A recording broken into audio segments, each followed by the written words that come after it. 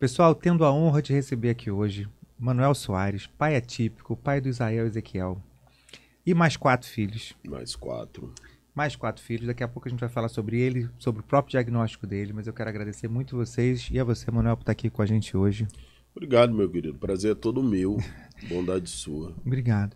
Me conta como é que foi. Você já tinha os 4 filhos antes de ter eles 2. Uhum. Como é que foi a percepção da diferença da curva, vamos dizer assim, de desenvolvimento dele do seu primeiro filho? Quem que foi o primeiro autista que você teve? O Israel ou o Ezequiel? Cara, você sabe que é muito doido, assim. Acho que essa é a pergunta que as pessoas mais me fazem. Conforme as pessoas vão fazendo, toda hora eu vou inventando uma resposta.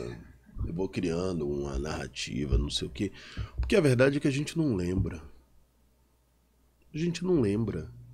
A gente vai construindo uma verdade sobre isso e vai moldando e emulando e fazendo a partir do que as pessoas também nos contam, como a gente agiu na época.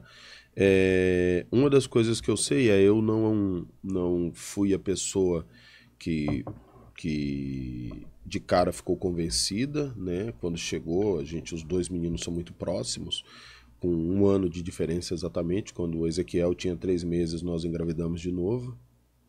Esse negócio de resguardo para amador. Então, assim, não teve muito essa coisa de não, cara, a hora que chegou, a gente estava no meio da pandemia, então eu atribuía muito ao não desenvolvimento global dele a questão da pandemia. Quem é mais velho, Israel ou Ezequiel? O Ezequiel é mais velho, o Ezequiel tem 1 ano a mais.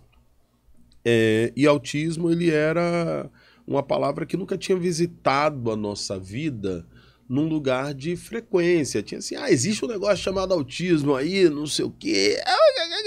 Entendeu? Então, assim, nunca foi um rolê, assim, de discutir e tal, ou de tentar entender. E quando chega, eu digo, cara, isso é viagem. O moleque não tá falando porque nós estamos na pandemia. O moleque, todo mundo tá de máscara. Quem falou? Você lembra? Quando Cara, eu tive 2 toque? amigos. O Antônio Amâncio foi a primeira pessoa que disse, cara, será que não tem uma história aí que você precisa observar? Sempre com aquele tato de amigo, né? Falando, com medo de... E eu, como um bom negacionista que fui, a Dinorá, minha esposa, foi mais Sempre cuidadosa. Sempre a mulher. E ela se dava mais ao benefício da dúvida, eu negava. E é importante entendermos do porquê que o homem nega, né? Nós, como homens, fomos condicionados a produzir vencedores. Nós não fomos programados para produzir pessoas que serão 2º e 3º lugar em nada.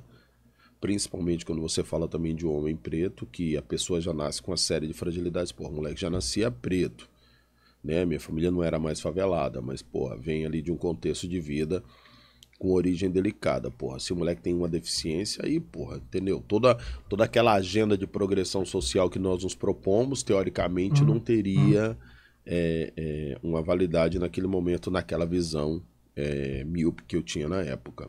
Então, assim, a partir da aproximação do Antônio Amâncio, do Davi Júnior, que tinha feito, ele e a Yasmin tinha feito um documentário, né? O Davi estava próximo na época sobre autismo, fala, pô, acho que tem uma característica e tal, traziam essas possibilidades. Obviamente que nós precisamos fazer uma consulta com uma neuropediatra muito corajosa, que é a Heloísa Vascaíno, minha amiga até hoje, mas a Heloísa foi quem me peitou e me pôs no meu lugar de negacionista, porque o que eu tinha era uma agenda de medo, travestida de otimismo, que ganhava uma roupagem de negacionismo. Mas era só medo. Boa parte desses homens que fogem, boa parte dessa paternidade falida, do que nós estamos vendo, é medo. E a gente tem que decidir o que a gente vai fazer com esses homens. Se a gente quer ficar falando mal deles, tá tudo certo. Eu gosto de falar mal de vagabundo que abandona a família. Adoro fazer isso, a gente vai fazer isso muito bem. E eu vou te dar aqui uma lista de características que faz esse cara, assim, ó, ser excomungado da face da terra. Mas no fim do dia, ele vai para a vida dele e a mãe vai voltar para o seu martírio. Se nós não encontrarmos uma forma de trazer esse cara de novo para a agenda, se nós não ativarmos nesse cara um senso não só de responsabilidade, mas um senso de amor que foi abandonado por conta do medo, nós não só estaremos negando a essa criança uma presença que é fundamental no neurodesenvolvimento dela, que é a presença paterna, como também estaremos condenando essa mãe a uma não existência social. Então, assim, o que é mais importante para nós? Xingarmos os homens irresponsáveis ou tentarmos criar uma janela de aproximação, reeducação e conscientização desses homens para que a gente possa dar a essas mulheres um pouco de tranquilidade na vida e a essa criança um pouco de dignidade. Óbvio que nós não estamos falando aí de um processo de salvo-conduto. E não é a mulher que é responsável por isso. A mulher já tem muita coisa para fazer. Ela já está sobrecarregada demais, então ela não pode ficar sobrecarregada por cuidar desse homem. Então quem precisa fazer isso somos nós, homens. Eu acho que as mulheres, através da sororidade, através de outras agendas emocionais, em que elas cuidam umas das outras, elas já deram-se conta dos seus processos. Nós, homens, não aprendemos a utilizar a nossa broderagem para esse processo. Então, acho que quando a gente fala de paternidade atípica, nós estamos chegando aí num lugar em que a comunidade masculina ela vai ser desafiada a se colocar em outro ponto. E aí não é só a paternidade do afeto, da doçura, do olha, good vibes, não é isso não, cara. Às vezes é você virar pro cara e dizer, ó, vem cá, filha da puta, por que você não tá cuidando do teu filho, irmão? Porra, então fazer o seguinte, você não vai mais jogar no meu time, cara, porque vagabundo igual você que não respeita o filho não joga no meu time, não. Ah, mas eu faço gol. Foda-se, você não vai mais jogar no meu time. Entendeu? Porque assim, se você souber que o seu colega de time, sei lá, você vai continuar botando ele no seu time? Exatamente. Você não vai botar, porque você vai dizer, maluco, no meu time não joga cara que faz isso. E não interessa se o cara é um ótimo jogador de futebol, você vai expulsar o cara, irmão. Você vai expulsar o cara, porque você não é maluco de ter um cara que comete um crime desse no seu grupo. Se nós não aceitamos o cara que pratica uma violência sexual com a criança, por que nós aceitamos o amigo que pratica uma violência emocional com o próprio filho? Então, irmão, acho que eu não respondi sua pergunta, não, né? Não, mas eu achei maravilhoso ir por esse caminho, porque a gente sempre termina, claro que eu estou adiantando, mas quem acompanha o podcast sabe disso, a gente sempre termina o podcast, qualquer que seja convidado, homem ou mulher, pai ou médico, profissional, é sempre a mesma, a última pergunta é sempre igual para todos. O que você falaria para o pai que abandona? Maravilhosa a tua colocação, essa tua posição, porque eu particularmente nunca tinha pensado nisso, né? A gente sempre eu sempre busco fazer vídeos, entre os vídeos de conscientização, coloco vídeos mostrando como é possível atingir vamos dizer assim, uma pauta mais positiva, não só punitiva, né? Mas uma pauta mais positiva do tipo, cara, olha aqui onde é que tá, olha aqui o amor que você tá perdendo, que é uma coisa que você talvez não tenha visto nunca. Eu acho que a grande diferença entre o pai atípico e o pai típico, né? E você tem os dois casos, né? Sim. Na sua casa. O pai típico fala assim, eu daria a vida eu morreria pelo meu filho, A diferença da gente com o autista dependendo da gente é que a gente não morreria por ele, a gente viveria por ele. A gente vive para ele até... E talvez seja muito mais forte você, de fato, ter que viver, porque você não tem essa opção de morrer, do que, não, vou dar a vida pelo meu filho. Talvez seja mais fácil dar a vida pelo seu filho. E fazer as pessoas entenderem, esses pais entenderem, porque muita gente tem isso do medo, isso do fracasso, do medo do fracasso, de ser um segundo, terceiro, quarto lugar, mas também talvez o medo de conversei com um pai uma vez que falou, mas eu sou muito ocupado para isso. Era um cara, diz assim, numa alta posição empresarial para poder dar. É muito ocupado para quê? A questão vamos dizer que seja um grande advogado de um escritório que não tem que assinar fazer aquela fusão das empresas, eu que estou fazendo. Se ele atravessar a rua e morrer, no dia seguinte tem outro cara para fazer o negócio por ele. Pois é, cara, mas para mim eu acho que tudo se resume, cara, ao medo, cara. Não tem. Marcelo, eu sou muito chato com relação a isso. Porque assim, quando a companheira vira e diz eu estou grávida, ela tá vivendo a criança na barriga. Você tá vivendo a criança na sua imaginação. A criança está chutando na barriga dela. Essa criança está chutando bola na sua imaginação. Essa criança está ouvindo o coração dessa mãe bater, está ouvindo a respiração dessa mãe, ela está ouvindo a voz dessa mãe. Quando a mãe come, ela sente o gosto. Existe uma conexão dessa mãe com essa criança que só vai existir com você depois que a criança sair, ali 3, 4 meses depois. Por quê, irmão? É um ser imaginário na sua cabeça. Você tem uma barriga grande que volta e meia dá uns buluco ali, você vê. A criança chutou, papai, bidiu. Mas você não tem criança. E o seu imaginário não era aquele? Não, quando a criança saiu, aí a partir do momento que a criança saiu, aí você pegou ela no colo... papai, a criança tá ali, pô. Estudos comprovam que nos primeiros 3 meses da criança, ela ainda tem a percepção que ela tá na vida intrauterina. Ou seja, você começa a se conectar com essa criança a partir dos estímulos de resposta. E você tá buscando nessa criança a criança da sua imaginação e tá nessa hora tentando fazer uma fusão entre a criança que você imaginou e a criança da vida real. E você, como homem, nós homens não sabemos lidar com a rejeição. Nós homens não sabemos lidar com a rejeição. A gente não sabe lidar com o fato de sermos rejeitados. A gente não sabe lidar com isso. Conforme você vai lá e chama essa criança, cadê o beijo do papai? Cadê o beijo do papai? E ela caga um balde na sua cabeça? E ela, por conta de um cenário cognitivo, não responde, o olhinho dela não vai para você, como uma criança neurotípica, ela não dá aquele sorrisinho, porque o processo de cognição comunicativo dela, ali, naquela neuroplasticidade, ainda né, pós o nascimento, ainda é muito, né, mas já dá para evidenciar ali, você começa a não ter respostas sociais. Ou seja, aquela conexão começa a não existir.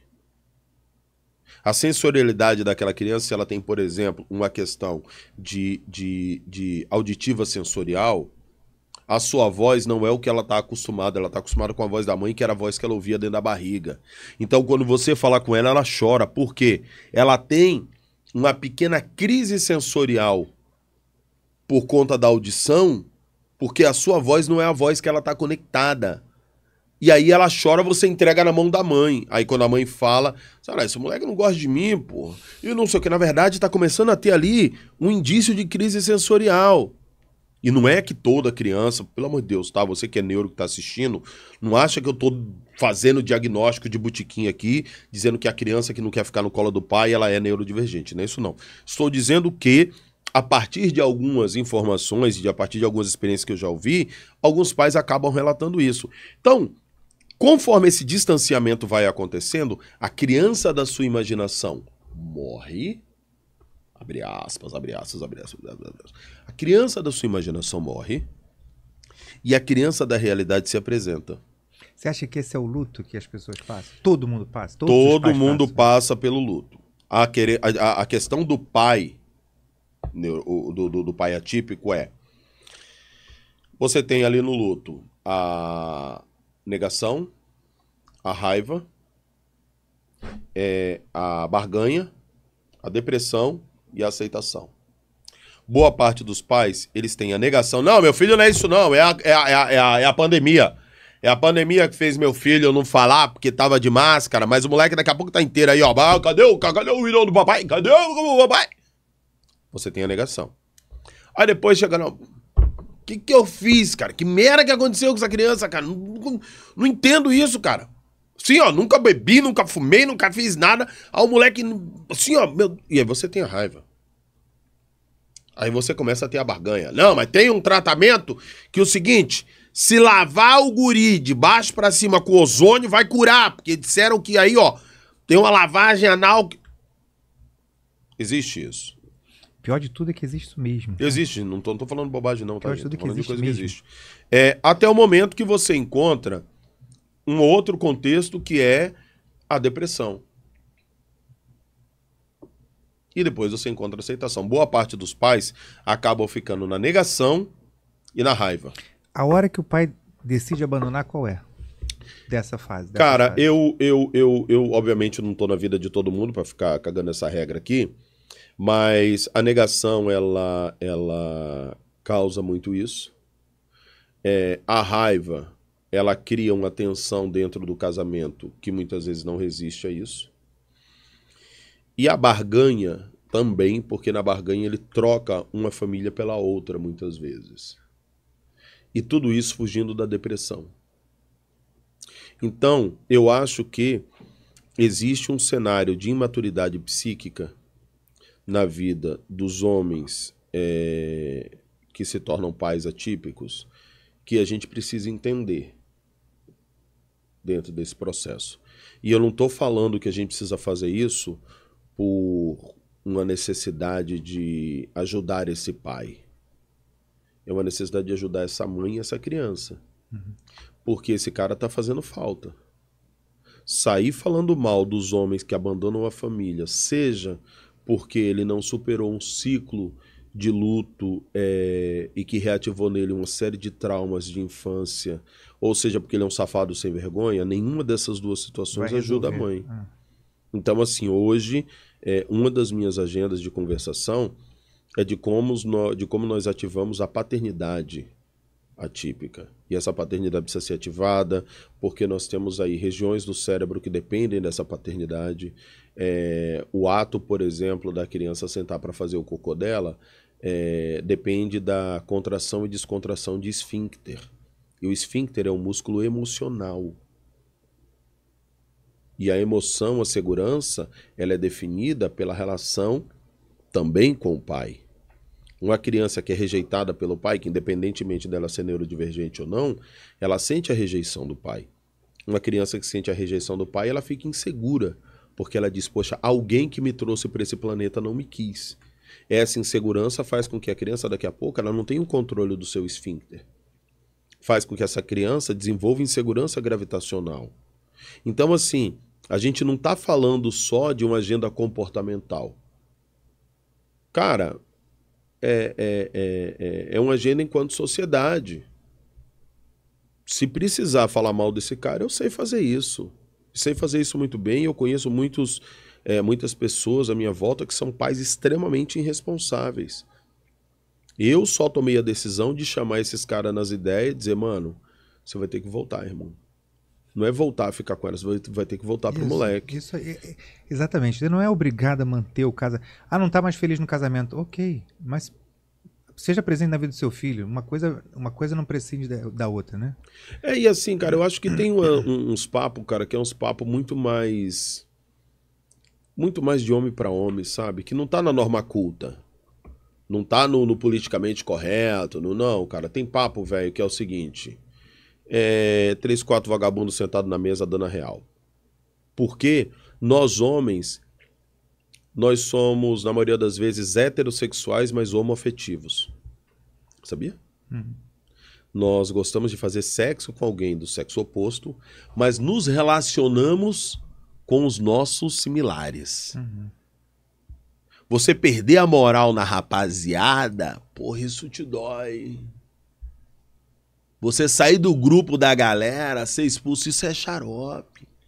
Tomar o fora de uma mina, até o cara toma. Ser xingado pela mulher, agora, porra, o meu parceiro, meu colega de infância, porra, não dá uma moral pro irmão aqui, cara. Pô, qual foi, cara? Tô contigo há muito tempo, desde quando tua mulher te largou, eu tava do teu lado, agora tu tá me tratando mal, o que aconteceu? Pra nós, essa relação homoafetiva... ela é muito importante.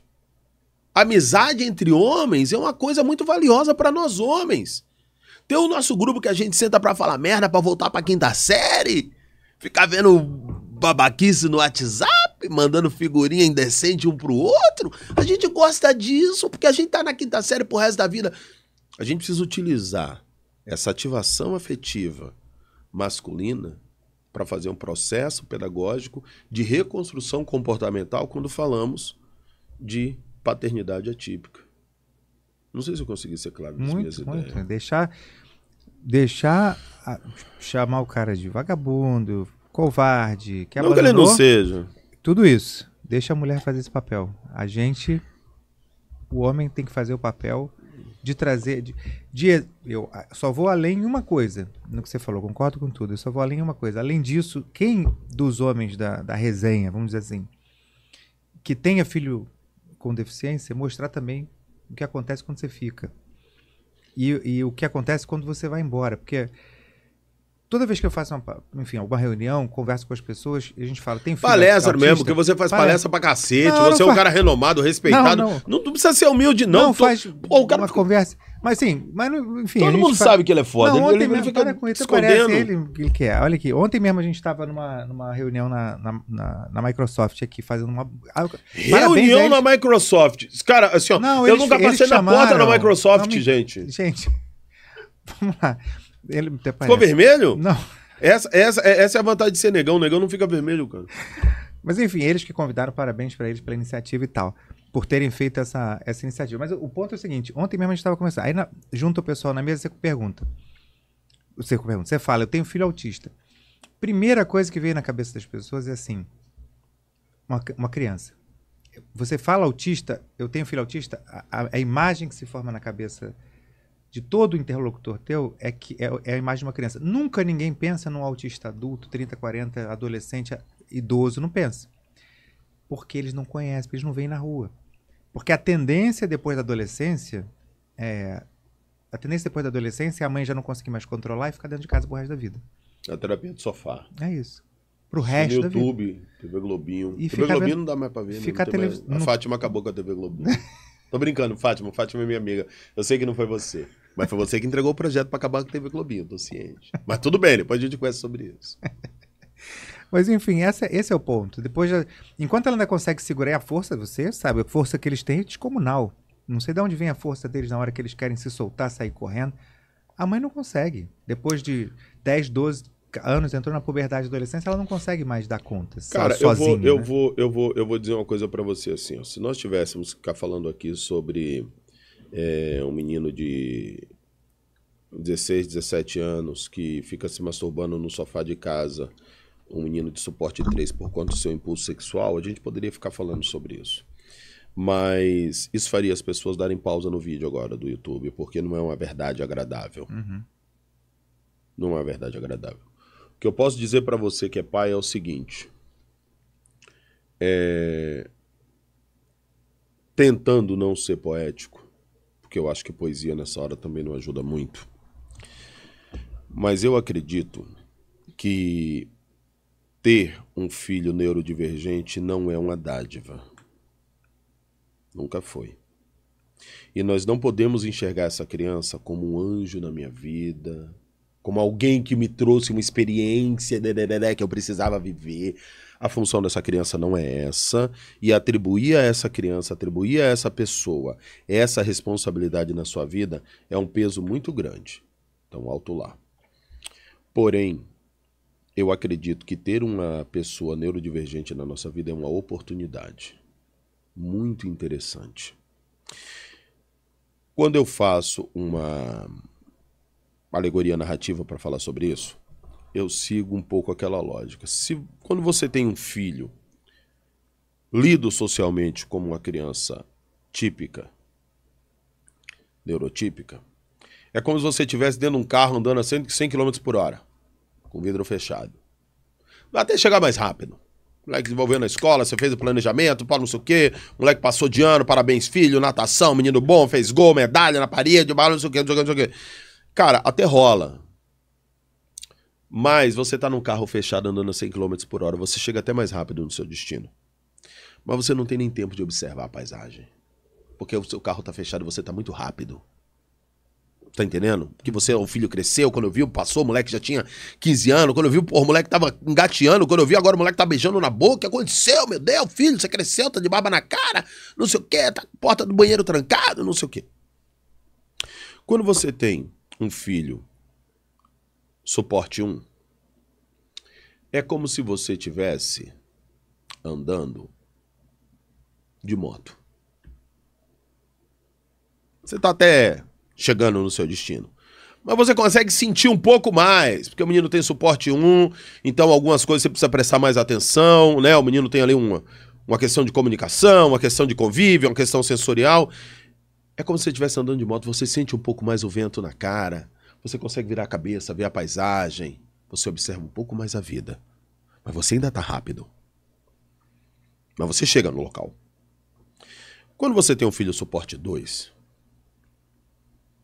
é como se você estivesse andando de bicicleta.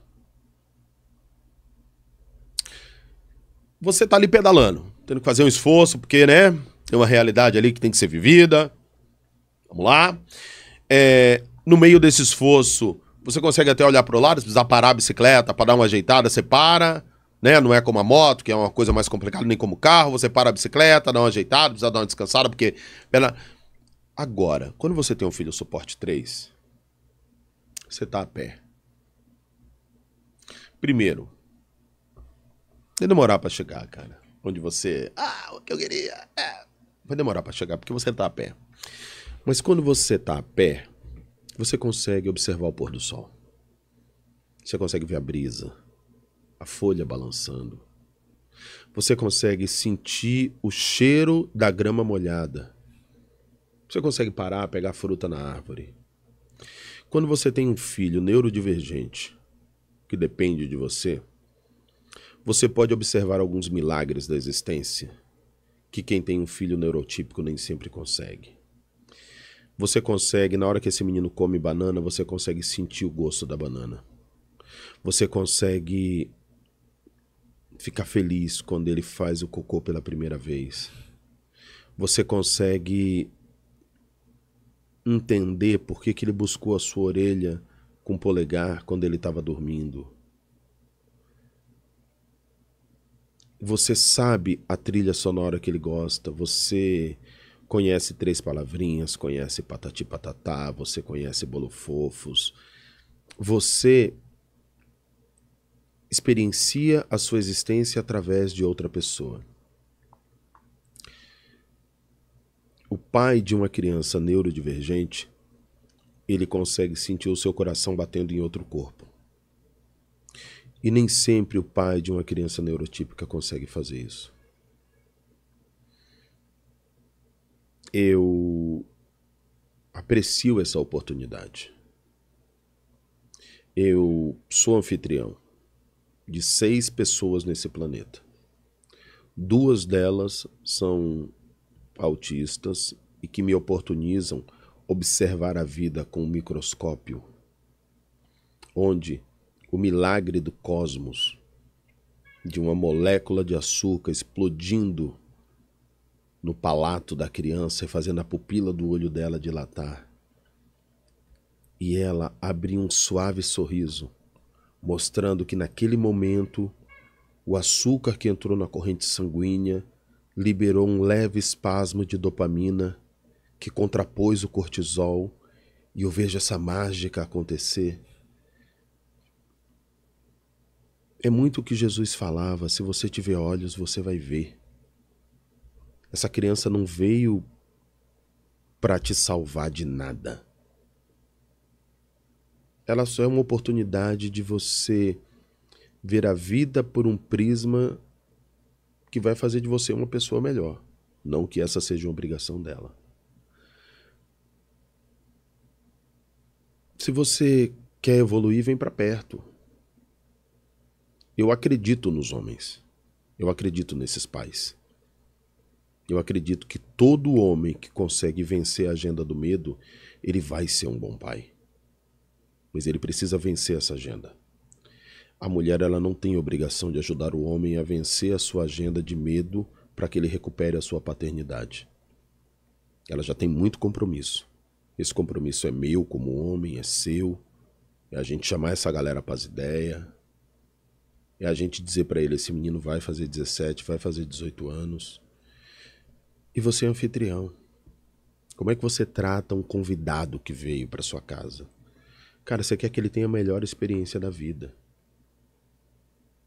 Deus mandou um ser para a terra e disse, Manuel, seja anfitrião desse cara. Irmão, eu quero dar para ele a melhor convivência. Meus filhos neurodivergentes, eles sabem que eu sou o mesmo pai. Eu vou proteger meus filhos de tudo nesse mundo. Inclusive deles mesmos, se for necessário. Então, assim, tem hora que eu sei quando é o autismo, tem hora que eu sei quando é a ser vergonhice. Uhum. Ontem, por exemplo, eu arranquei os 2 primeiros dentinhos do Isael antes de sair de casa, porque a Dinora disse, ó, você não vai viajar deixando esses dentes mole aqui comigo, não, porque aí quem vai resolver isso aí sou eu. Então era ontem, 11 horas da noite, eu com a linhazinha amarrada ali no... Que nervoso. Cara, sim, irmão. E lá... Olha, quem acha que a vida é difícil é porque nunca laçou dente de criança. Graças a Deus já passei por isso. Irmão, laçar dente de criança. Você não achar que é caô, ó. Eu vou te falar, é laçar dente... Isso era eu laçando dente de criança ontem, ó. Vou mostrar pra você que tem em casa aí, ó. Tava eu laçando o dente de criança aqui, ó. Dá pra ver? Aí, Fabrício. Aqui, ó. Laçando. Porra, maluco, laçar esses dois. E cair os 2 dentinhos junto, cara. Porra, e ele dormindo, né? E você laça o dentinho ali, ó, fica ali, ó. Aí você tem que abrir a boca, aí você encaixa. Aí quando você vai dar o nó, escapa a linha. Você, puta, começar de novo. E eu já sou meio cego, né, cara? Pô, botava lá a hora que eu consegui encaixar pra não sei o quê. Aí você encaixa. Aí quando você encaixa, ele meio que dá uma acordadinha. Aí ele dá aquela... Aí você, porra, dá aquela baixada, deixa acalmar. Aí ele fica com aquela linha pendurada ali. E você só esperando a hora que chega o ronquinho. Porque quando vinha... É hora de você... Dá uma puxadinha. Tum! Porra, e aí quando vem um sanguinho? Porque geralmente quando tira... Vem... Porra, dá um aperto no coração quando chega aquele sanguinho, cara. Aí eu vou lá, porra, seca o sanguinho, então não sei o que. Eu tinha mais... Porra... Cara... Que nervoso. Cara, mas é uma experiência mágica, você me entendeu? Aí, porra, eu hoje acordei, já acordei ligado. Você guardou o dente? Hã? Você guardou? Aguardo, pô. Eu tenho uma caixinha, é uma caixinha branca assim, de plástico, no formato de um dente. Eu tenho alguns dentes do Arthur até hoje guardados. Cara, eu vou dizer a você que assim, eu particularmente acho meio nojento, mas eu guardo. Acho meio nojento, mas eu guardo. Esse sanguinho fica preto depois. Fica preto depois, né, cara? É igual guardar umbigo. O pessoal lá na favela que eu morava tinha que guardar umbigo e enterrar, porque se o rato comesse ia virar ladrão. Porra, tem um monte de rato gordo por aí que não falta ladrão nos países, né, cara? Mas o louco da história, cara, é você se permitir viver essas coisas. Então, assim... porque os caras não são bons pais. É sério, cara. Na moral, o Brasil tem moral pra falar de quem é mau pai? O Brasil tem moral pra falar disso? O Brasil trata bem a criança neurodivergente? A legislação trata bem a criança neurodivergente? O político trata bem a criança? Ninguém trata bem a criança neurodivergente. A escola não quer a criança neurodivergente. Entendeu? Então, assim... A gente ensina desde a infância, a criança neurotípica, que a pessoa com algum tipo de deficiência não deveria estar perto dela. A gente ensina isso desde criança. Na adolescência, se o nosso filho começar a namorar uma pessoa neurodivergente, a gente vai... Você entende? Aí no mercado de trabalho, ninguém tem... Então, quando esse cara tem um filho neurodivergente... Ele vai seguir o mesmo padrão social que lhe foi ensinado desde pequeno. Ficar longe disso aí. Então, assim, nós, enquanto sociedade, não temos moral. A gente não educou os homens para serem pais neurodivergentes. A gente não educou nem para ser pai. Que dirá para ser pai neurodivergente. Então, assim, eu confesso a você, cara, que às vezes eu fico meio puto, assim, porque... umas moral de cueca que não cabe, sabe? Ah, para. Deixa eu perguntar do Manuel, uma coisa que uma curiosidade que me vem é, você teve 4 filhos neurotípicos, né? Você teve teoricamente, né? Porque... Que você sabe até agora. Não, né? Tem um que tem TDAH lá, tem uns rolê dele, a outra também tem TDAH. Rapaz, eu acho que é muito... Eu sou autista, Dinora é autista. Vocês já foram diagnosticados? Sim. Dois? Eu sou autista, tenho superdotação e tenho TDAH, nota-se, né? Normalmente acontece com autistas de nível 1. Então, assim, eu vou dizer uma coisa pra você, cara. Você me perguntar, mano, tem diferença de um pro outro e tal, não sei o quê. Pra mim... Você não percebeu essas diferenças aquilo mesmo que você estava falando, do sorriso social, de você dar aquela risadinha e não responder. Cara, é que eu sou neurodivergente. Então, o que as pessoas consideravam... fora da curva. Fora da curva, tava dentro da minha curva. Tava dentro da minha curva, tava tudo certo. Você entendeu? Eu sou uma pessoa, por exemplo, que eu nunca usei caderno na escola. Porque a minha memória visual, ela nunca foi boa. Apesar de eu trabalhar com televisão durante anos, os meus olhos, se você me perguntar agora, Manuel, você quer ficar surdo ou cego? Cego. Cego, me deixa me ouvir. Eu entendo tudo com o ouvido. Tudo eu entendo com o ouvido. Eu ia fazer coberturas internacionais, em 12 dias eu aprendi a falar qualquer idioma. Beleza, 20 dias depois, quando eu voltava, eu já esquecia tudo. Mas quando eu tava lá, maluco, tipo, eu fui pro Senegal cobrir, maluco, eu entendi o Wolof e o francês muito rápido.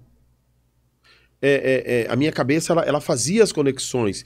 E isso não foi só na vida adulta. Quando eu era moleque, saiu o disco do Racionais, maluco, eu não tinha dinheiro pra comprar o Sobrevivendo no Inferno, não tive dinheiro pra comprar Raio-X do Brasil. Eu ouvia 2, 3 vezes a música, eu decorava. Eu escrevia Faroeste Caboclo, eu ditava Faroeste Caboclo pra galera escrever. Até hoje eu não sei a letra. Entendeu? Então, assim, Então, pra mim, o que as pessoas chamavam de neurodivergência, eu chamava de existência. A minha parada sempre foi essa. Conseguir criar conexões e tal, não sei o quê. O meu rolê era esse. Você entende? Então, graças a Deus, assim, a minha família foi evangélica, eu tenho uma raiz de base de matriz africana, e a minha mãe foi testemunha de Jeová durante muitos anos, e aí é muito doido, porque a testemunha de Jeová com a agenda de disciplina me ensinou a direcionar hiperfoco. Então, pô, chegou um momento que eu fui aficionado pela Bíblia. Eu li a Bíblia 3 vezes inteira, e a 4ª vez não terminei de ler, porque eu comecei a trabalhar. Mas, irmão, eu era o cara que sabia o nome dos 3 hebreus, Sadraque, Mesaque e Abednego. Eu lia Mene, Mene, Tekel, Repessim na parede de Nabucodonosor. Entende? Então, pra mim, as coisas, elas eram muito, muito tranquilas.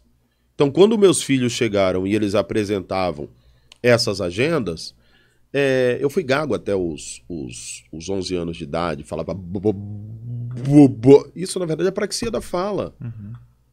Então, essas coisas sempre foram muito habituais. Quando as pessoas apontavam isso como limitações na curva de desenvolvimento global, eu não lia nesse lugar. E fora outra coisa, né, irmão? Eu sou favelado, né, cara? Eu sou preto, criado num ambiente totalmente desprovido de dignidade humana. Então, irmão, pra quem tá com fome, com medo de tomar tiro da polícia, preocupado se vai sobrar merenda na escola, eu roubava a canequinha do Mac. Você lembra aquelas canequinhas azul que tinha na escola? Não é da minha época. Ah, para com isso, porra. Eu cheguei a levar aquelas canequinhas pra escola, minha mãe mandava eu devolver. Então, assim, porra, trocava com os amigos pra eles darem uma porção do lanche dele pra gente, pra ele lugar no time do futebol. Maluco, quando você vive essa realidade, os atrasos no desenvolvimento global acabam sendo as últimas coisas que você presta atenção. Por isso que eu acho que quando nós começamos a falar sobre diagnóstico precoce, quando nós começamos a falar sobre agendas de neurodivergência que precisam de uma intervenção direta ali na neuroplasticidade do 0 até os 7, 8 anos de idade, para que a pessoa ela tenha uma possibilidade de desenvolvimento de autonomia maior, essas coisas elas precisam ser levadas a sério pelo poder público. E essas coisas precisam ser levadas a sério na classe C, D e E. Porque é muito maluco que tem muitos poderes públicos que ofertam aí 4 horas mensais de atendimento terapêutico e acham que estão fazendo muita coisa. Meia hora por semana, não adianta nada. Mas, por outro lado, você tem também uma lógica de entrega que é uma lógica muito comprometida também quando eu começo a analisar os processos. É muita gente entregando aba sem gráfico, é muita gente ofertando ações que não necessariamente têm comprovação científica. Você não tem... Poxa, maluco, o censo que a gente aplica de autismo no Brasil é de 2022, indicando 1.2. Tá de brincadeira com a minha cara, né, velho? O CDC de Washington tá falando outra coisa. 3, aí aqui é diferente. O CDC de Washington não se aplica ao Brasil. Bom, então o que é que se aplica ao Brasil? Porque com certeza, quando o IBGE foi na minha casa, não perguntou sobre autismo. Essa pesquisa não chegou na minha casa. Então, não, mas é por amostragem, porra. Não chegou na minha também. Então, eu assim, tenho 2 também. Então, quando a gente começa a fazer uma análise desse cenário, obviamente que eu compreendo que as famílias elas têm uma responsabilidade e precisam ter um compromisso com o neurodesenvolvimento da criança. Esse compromisso ele precisa ser amadurecido pelos meios de comunicação, que precisam parar de vender a neurodivergência ou como um processo de incapacitação social ou como um processo fantasioso de realismo super-heróico, que é a menina que é advogada porque é autista e ela é uma advogada acima da média, é um médico. Isso, assim, muita calma nessa hora, não é sobre isso que nós estamos falando e essa também não é a realidade. Eu acho que a gente precisa falar de uma maneira mais pedagógica. Eu acho que espaços de comunicação de massa precisam estar comprometidos com isso, não só em datas que tem efemérides nesse lugar, o dia do autismo, o dia do orgulho autista, não sei o que, eu acho que a gente precisa ter uma coisa mais trabalhada nesse lugar, com um pouco mais de seriedade. Digo a você, é muito legal ter um podcast e tal, mas assim, quantos % da população brasileira ouve isso que a gente está falando aqui? Compreende? Então, assim, eu acho que precisa-se ter uma educação maior, porém, compreendo também que as coisas mudam quando o neuromoney começar a se manifestar de maneira mais agressiva. Porque o que movimenta esse país é a economia. Mas deixa eu pegar um gancho nisso. Isso que você estava falando, do que virou a indústria dos tratamentos, né? Teve gente multiplicando clínicas porque agora os planos de saúde são obrigados a pagar. E em que pese muitos desses planos de saúde, muitas dessas clínicas façam um trabalho sério com aba, com gráfico, com medição, como é que está seu filho hoje, qual é a meta para esse mês que vem, quantas etapas, quantas repetições ele fez corretamente, agora vamos para a próxima, ok. Mas tem muita gente que de fato faz como você falou, criando terapias alternativas também, porque o plano agora precisa reembolsar tudo. Tem gente que abriu clínica pensando que abriu um Lausanne, né, velho? Exatamente. Mas a questão é, hoje, Manuel, você tem clínica em cada esquina por causa do dinheiro. Não é para tratar o autista. O dinheiro, quando essa questão de plano de saúde obrigado a pagar, só aí você começou a ter... Deixa eu te contar uma história rapidamente. O Arthur e o Vitor, aqui no Rio de Janeiro não existia clínica de tratamento de aba há 17 anos atrás, quando eles conseguiram o primeiro. A primeira clínica de tratamento de aba no Rio de Janeiro que surgiu, foi uma coisa nacional, todo mundo achando maravilhoso. Veio uma família do Amazonas morar no Rio, tinham dinheiro, vieram para cá. Uma única no Rio de Janeiro, a primeira. 2, 3 meses depois, estou eu assistindo televisão, vejo que a mulher saindo presa porque era falsa psicóloga. Tem 17 anos isso. Não tinha clínica. Até há poucos anos atrás não tinha essa multiplicidade de clínica. Então, assim, concordando contigo, é na hora que, infelizmente, o mercado entrar nisso é que vai explodir. Porque hoje você tem clínica por causa do dinheiro, por causa do mercado. Cara, mas eu vou dizer uma coisa para você. Primeiro que é o seguinte, a teoria econômica do pêndulo é isso, né? Você tem o nascimento, massificação, depois segmentação. A massificação acontece, aí todo mundo migra para aquele mercado, depois rola um processo natural de segmentação, só fica quem é sério e tal, não sei o que. Isso acontece com o cara que vendeu água pra gente, o cara que vendeu biscoito, o cara que fabricou esse microfone, qualquer mercado funciona dentro dessa dinâmica. A questão toda é que quando eu falo para você do neuromoney, eu estou falando da alimentação destinada para a criança que tem seletividade alimentar. Quando eu falo de neuromoney, eu estou falando da camisa sem costura para a costura não incomodar. Quando eu falo do neuromoney, eu estou falando da sala de cinema em que a luz ela é um pouco mais ligada e o som é um pouco mais baixo. Eu estou falando do táxi, em que o cara tem uma formação ABA exatamente para poder ajudar a criança na questão ali e tal, não sei o quê. Estou falando que o shopping passa a ter sala sensorial. Estou falando que nós temos hoje uma população muito importante que é economicamente ativa e que vive no universo da neurodivergência. Quando isso começa a acontecer, naturalmente as coisas vão se regulando. Porque assim, hoje você tem associações dos barbeiros no Brasil. Por que você tem hoje um monte de barbearia? Porque se mostrou que o homem estava mais vaidoso. O homem ia na barbearia. O homem ia na barbearia pra quê? Porra, pra fazer a barba? O cara faz barba em casa com a gilete, pô, não é isso. Mas o cara vai na coisa, porque lá, porra, ele tem autorização pra ganhar um carinhozinho no rosto aqui, ó, que o cara pega um motorzinho ali, ó, faz um carinhozinho no seu rosto, pega uma maquininha de aqui, coloca aqui, bota o som, também tem um bilharzinho, você joga um bilhar, o outro cara tem um PlayStation pra jogar. A barbearia, na verdade, é um espaço de convivência. E aí sim criou-se um mercado, esse mercado ativou. Eu acho que quando a questão da neurodivergência ela sair somente da questão médica e ela começar a transitar para o universo ambiental, e quando eu falo ambiental, estou falando que o shopping Rio Sul, que o shopping X ou Y vai ter que se organizar, que o Hilton Hotel, que vão ter que se organizar para receber essas pessoas, porque essas pessoas representam uma parcela economicamente ativa, a gente começa a ter um outro lugar, porque assim, eu sou totalmente contra tratar a neurodivergência como uma agenda de problema. Ela é uma agenda de característica, de condições. Essas condições, elas precisam ser respeitadas dentro do processo. Então, hoje, você tem alguns carros que eles são fabricados pensando na mulher que dirige. A perna da mulher geralmente é uma perna um pouco mais curta que a perna do homem. Então, o trilho do banco ele é um pouco mais comprido porque é um carro destinado para as mulheres dirigirem também.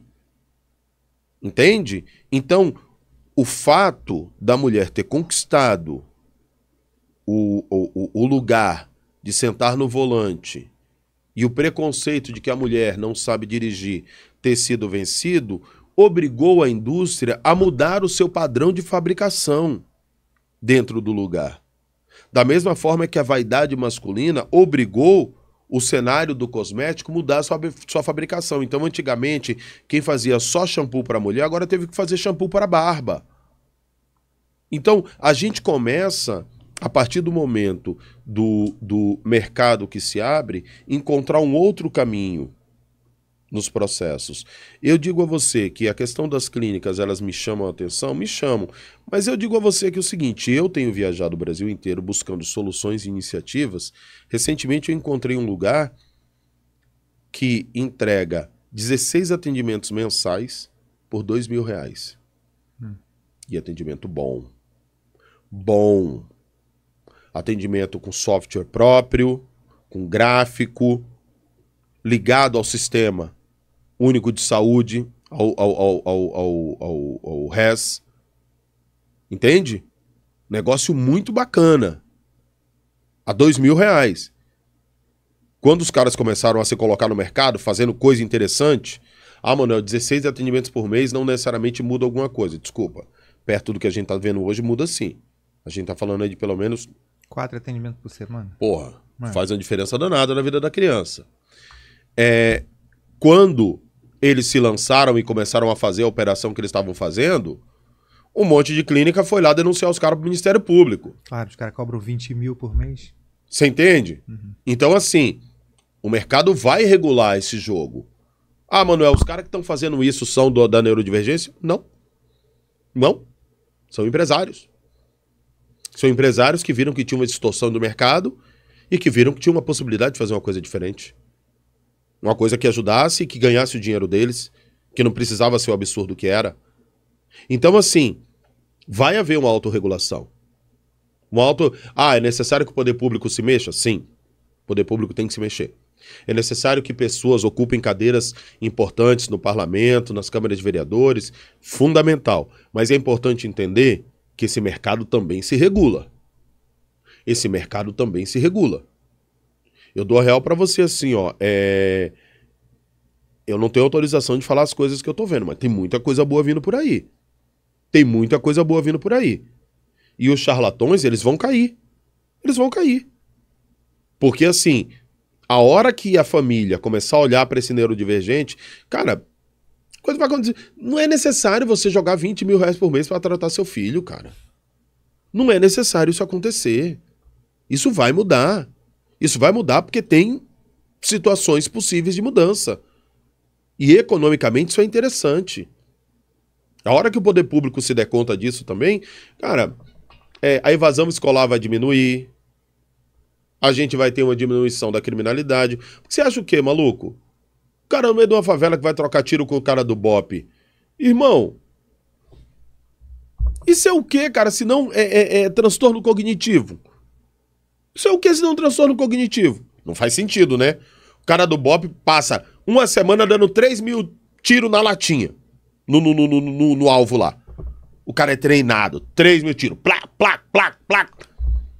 Aí o cara da favela, que a bala custa R$ 7,50 cada uma, ele ficou lá dando 10 tiros na latinha no campo de futebol. É sério, amor, que você vai querer trocar tiro com um cara que deu 3 mil tiros por semana e achar que você vai ganhar? Você não vai. Então, o que nós estamos vendo ali é um descontrole da impulsividade. É um moleque no centro, em São Paulo, que fica dando grau com a moto. Querido, o que você está fazendo contraria a lei da gravidade. Seu corpo pesa tanto, a moto pesa tanto. Se você inclinar ela demais, ela vai cair por cima de você e você vai morrer. Tudo isso que nós estamos vendo é descontrole cognitivo. São pessoas com agendas da primeira infância de neurodivergências não tratadas. Neurodesenvolvimento comprometido por conta da má alimentação, por conta de experiências traumáticas. Essas coisas, elas estão acontecendo. E o Estado não pode ficar alheio a isso, porque o menino de 6 anos hoje, que está dentro de uma curva de neuroplasticidade, daqui 10 anos ele tem 16 e ele pode ser um problema para você. Investir no cuidado com a neurodivergência agora é você resolver o problema futuro. Então, e essas coisas estão começando a ser exigidas dentro do processo. Por isso que eu sei que você me chamou mais para falar sobre questão familiar, mas eu acabo entendendo também esse macro, porque, cara, a família ela tem um limite de atuação. Não, mas eu acho que a reflexão, mas eu acho interessante também expandir essa reflexão para a sociedade como você está fazendo, porque uma coisa não está desconectada da outra, não está, né? E uma coisa não, e as duas são imprescindíveis, né? Não, o que eu mais tenho, negão, é mães, alguns pais, principalmente as mães, que se conscientizaram, e depois que abriu, que a epifania aconteceu, aí elas se frustram com o mundo. Que elas vêm e falam, pô, cara, agora que eu entendi tudo, eu entendi que eu tô fudido. Exatamente. A ansiedade aumenta, porque aí ela saiu daquela ansiedade em que ela se culpava, em que ela achava que estava sozinha, etc e tal, e começa a ansiedade tipo, meu filho precisa de tratamento. Agora eu sei o que ele precisa. Ele precisa de tratamento, ele precisa de tantas horas por semana, e aí começa a ansiedade que ela não consegue arrumar. É por isso que eu tô conversando com você sobre a outra ponta da corda, cara. Você entendeu? Porque senão a gente fica aqui pregando pra a família mudar, só quando a família mudar, eles vão entrar num ciclo de depressão, de frustração, que vão olhar e vão dizer, meu Deus do céu, eu tô vendo uma pessoa caminhar para uma indignidade e eu não posso fazer nada. E eu sei que eu posso entre aspas, né? Salvar ela, ter uma independência, eu não consigo dar tantas horas de aba, eu não consigo mediador na escola, não consigo plano de saúde. Irmão, eu vou dizer uma coisa pra você. A minha família queimou 2 imóveis nesses últimos 30 meses para garantir que os meninos tivessem atendimento adequado nessa primeira janela da poda neural e na segunda janela da poda neural. Porque apartamento, depois eu vou trabalhar minha vida, eu compro de novo, mas a janela da poda neural não volta. Não volta. Então, quando eu vejo uma mãe chegar para mim com 7, 8, 10 anos com filho e dizer, poxa, Manuel, eu descobri que meu filho agora precisa de ajuda, o que que eu faço? Eu não tenho coragem de dizer para ela que a janela de poda neural provavelmente se extinguiu e que o que ela precisa fazer agora é trabalhar para que esse menino alcance um desenvolvimento que precisa tentar compensar esse período. Eu não tenho cara para falar isso, você me entende?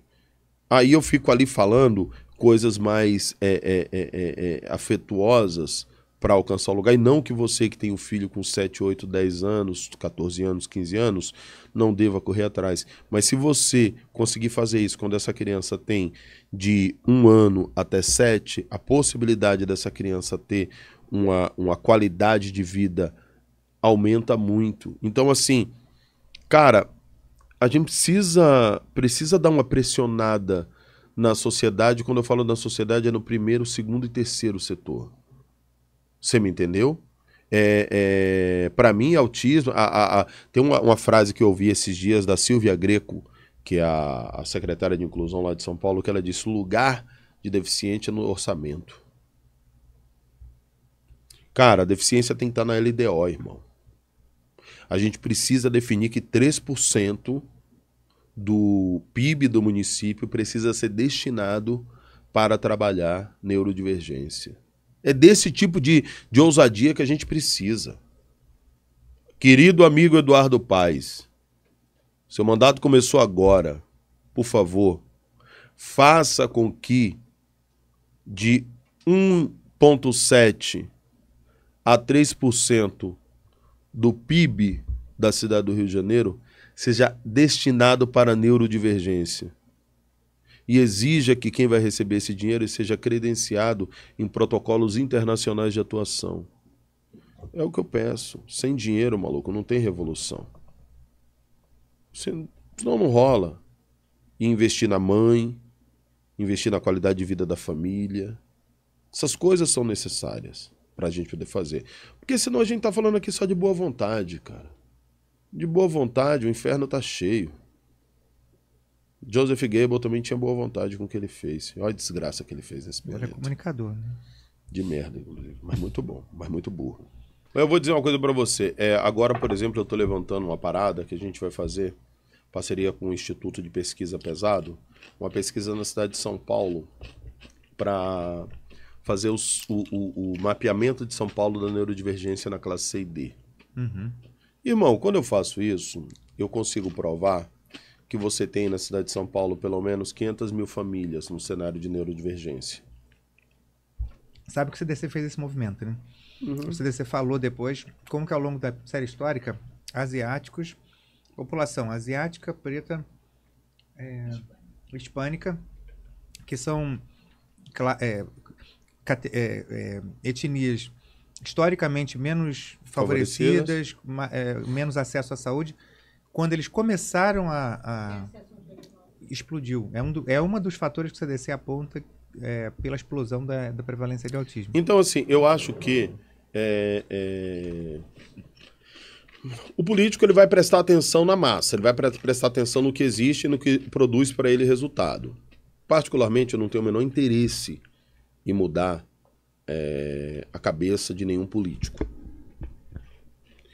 É muito importante que você que está acompanhando a gente aí do outro lado, você vai ver que a gente deu um pulo aqui no nosso papo, porque teve um papo todo político aqui que ele não quis colocar para vocês. Ele me entregou. Tá? Então ele pulou e é natural que vocês tenham visto isso por uma questão ética da parte dele e eu respeito muito isso. Mas é muito importante que você que está do outro lado entenda que a vida da política ativa, ela está diretamente conectada às oportunidades que os nossos filhos têm. E eu estou me colocando à disposição de me encontrar com prefeitos de cidades para falar sobre neurodivergência, para mostrar para eles como isso é necessário, como isso é estratégico e como isso politicamente também pode ser interessante para eles, porque quando você leva uma pauta para o poder público que não é interessante, amigo, essa pauta não acontece, a não ser que o Ministério Público determine. Se nós formos hoje falar, sei lá, sobre menores infratores, ninguém no Brasil quer falar sobre isso. Essa pauta não é interessante. Porque eles não têm título de eleitor. É ótimo, então beleza. Então quem vai ter que resolver essa pendenga é o Ministério Público, porque eu, enquanto voz de sociedade, não consigo resolver isso porque não tenho interesse do gestor público e eu também não vou ficar aqui fazendo denúncia que ele não quer prestar atenção. Mas quando nós falamos de neurodivergência, falamos de autismo, falamos de deficiência intelectual, falamos de uma grana do Fundeb que pode chegar no seu município com mais força, vale a pena o Instituto de Pesquisa fazer um levantamento, vale a pena você fazer um mutirão de laudagem no seu município, vale a pena fazer a inclusão, porque você começa, inclusive, a atrair recurso federal para dentro do seu espaço. Boa ideia. É a única forma que nós temos de criarmos uma mudança de fato, é se nós aliarmos o interesse do gestor público, muitas vezes o interesse político e eleitoral, às nossas necessidades. Porque, sinceramente, se o bolo não for gostoso, nem todo mundo come. O bolo tem que ser para todo mundo. Então, assim, Manuel, qual é o limite disso? Cara, até onde isso não é antiético? Se você perguntar para mim hoje, Manuel, qual é o seu partido do bem-estar da pessoa neurodivergente? Hoje é isso. É do bem-estar da pessoa neurodivergente. Essa é a sua missão, que nem você escolheu, foi dada. Cara, e eu era um cara que trabalhava com a temática racial e com a temática de favela a minha vida inteira. Lutei para tirar minha família da miséria. Pô, maluco, eu já morei na rua, cara. Tá ligado? Já vivi coisas que, assim, eu não vou nem dividir com vocês aqui. Porque vão dizer que é papinho. A hora que eu consegui sair, cara, desse universo, a hora que eu consegui dar dignidade aos meus filhos, a hora que eu consegui, cara, realizar os meus sonhos, chega a neurodivergência na minha vida e me leva de novo para a reflexão social. No momento, cara, em que eu só queria agora curtir, viver Disney. Você entendeu? Queria dar rolê mesmo. Eu falei, mano, a partir de agora meu filho não vai mais andar de ônibus não, irmão. Meu filho vai... Vou viver o privilégio que eu conquistei com muito trabalho. Quando eu tomei essa decisão na vida, chega a neurodivergência e me traz de novo para um lugar de reflexão social que eu tinha até me afastado dela. Então, assim, o universo tá querendo dizer alguma parada para mim. Tá dizendo, ó, negão, você saiu do embate mais racial, do embate de migração de classe, porque agora você tá na boa, só que agora eu tô num negócio, cara, que eu não vou sair. Isso mesmo. Eu não vou sair porque meus filhos vão ser autistas pro resto da vida, porque eu vou ser autista pro resto da vida. Só que eu também tenho um conhecimento da estrutura social, política, econômica, e eu entendo que você que é empresário e quer trabalhar sério, eu também tô... E, cara, eu sou elétrico mesmo, cara. Eu conversando com mães, por exemplo, teve uma mãe que eu conversei que ela tava querendo ir no gineco, cara, fazia 2 anos. Não conseguia ir, cara, porque não tinha quem deixar o filho, cara. Toda vez que ela marcava a consulta no posto de saúde, não conseguia ir. E ela só precisava renovar a receita do anticoncepcional, porque o anticoncepcional que ela tomava não podia ser qualquer um, porque ela amamentava. Então, tipo, tava uma situação super delicada e tal, não sei o quê. Maluco, sem zoeira. Eu fui, cara, comprei um pedaço... fiz uma sociedade com um cara, com empresa de telemedicina. Maluco, eu criei uma empresa de telemedicina, irmão. Que legal. Eu criei mesmo. Se você entrar, tiver tempo aí, ó, você digitar Tá Na Mão Saúde aí na internet... Vou botar o texto embaixo. Mas assim, não tô fazendo propaganda não, só tô dando um exemplo. Irmão, é sério mesmo, ó. Eu criei uma empresa de telemedicina, cara. Legal.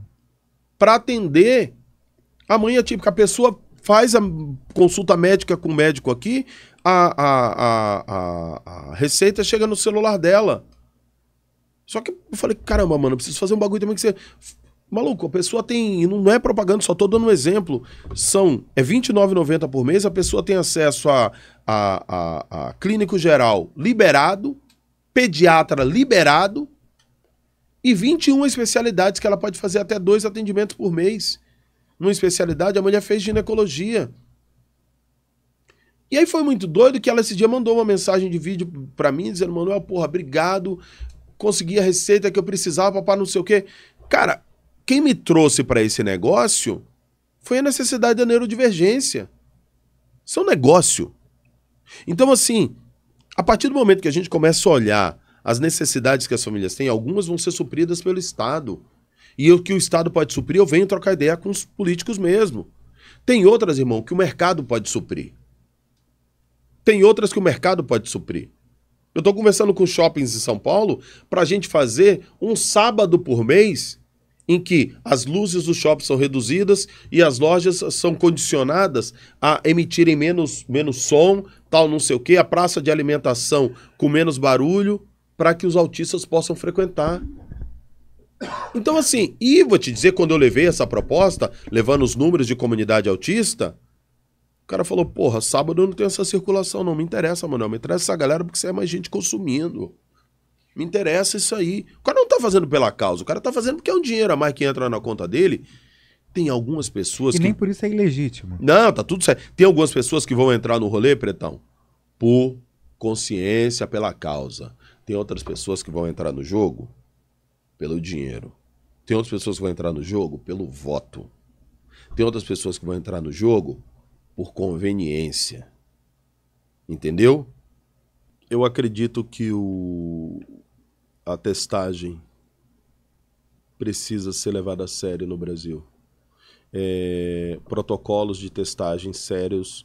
Eu não sou partidário nem coisa, mas o que está sendo feito com a Prefeitura de São Paulo, eles criaram um modelo de testagem na Secretaria de Pessoa com Deficiência, que é um modelo de testagem muito interessante. Uhum. Eu recomendaria aos gestores públicos que conhecessem um pouco esse modelo de testagem que tem sido feito lá.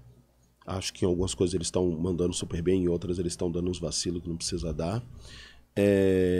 Por outro lado, para você que é mãe, se você não deixar o seu marido cometer os erros que ele precisa cometer, ele também não vai ter oportunidade de cometer os acertos no processo. Nós vamos ter que deixar esse rolê acontecer. Você que é homem, fique ligado. Fique ligado. Se o seu colega do lado não está sendo irresponsável, se ele tiver, você tem uma obrigação nessa hora. Você que é pai, que tem uma criança neurodivergente dentro da sua rotina de vida, a minha dica a você é que você não perca a oportunidade que o universo está te dando. Porque pode ter absoluta certeza. Quando o arrependimento bater, meu amigo, você vai ficar muito triste. Eu não conheço nenhum pai neurodivergente. Eu não conheço nenhum pai atípico que, quando se deu conta de que ele falhou, conseguiu ser feliz com o nível do arrependimento. Faça por onde, se esforce. Agora vai ser um pouco mais difícil, mas a hora que essa criança olhar nos seus olhos e demonstrar amor, cara, eu já vivi muita coisa. Na minha vida de jornalista, eu já saltei do maior bungee jump do mundo, já pude ver a última aparição do Nelson Mandela presencialmente. Vivi algumas das maiores emoções que a sociedade já viu. Nada se compara aos meus filhos. O que os meus filhos conseguem me entregar me recondiciona todos os dias. Recondiciona. É meu analgésico, é meu anestésico, é o que oxigena a vida para seguir adiante. Se a sua vida está sem sentido, volta pro teu moleque. Mesmo que ele já tenha 18, 20 anos, volta para ele. Para fazer isso, você vai ter que pagar um passivo com a mãe dele, porque você deve ter pisado na bola. Mas, sinceramente, essa fase também passa. Ela sempre vai te dar um cutuco porque você vacilou. Mas essa fase passa. Muito bom. Pessoal, foi uma honra absurda ter você aqui, Manuel. Sei, Muito obrigado. Mentiroso, odiou, porque eu baguncei demais seu Não, rolê. mas bagunçou, evidentemente, o roteiro de fato, a gente roteiriza, mas podcast é isso, é um bate-papo, ele não é, o roteiro é pra gente ter dinâmica. A dinâmica veio sozinha, sem pensar no roteiro, então foi mágico, foi maravilhoso. Muito obrigado, acho que a gente tem várias falas extremamente importantes. Me emocionou muito a questão quando você, daquela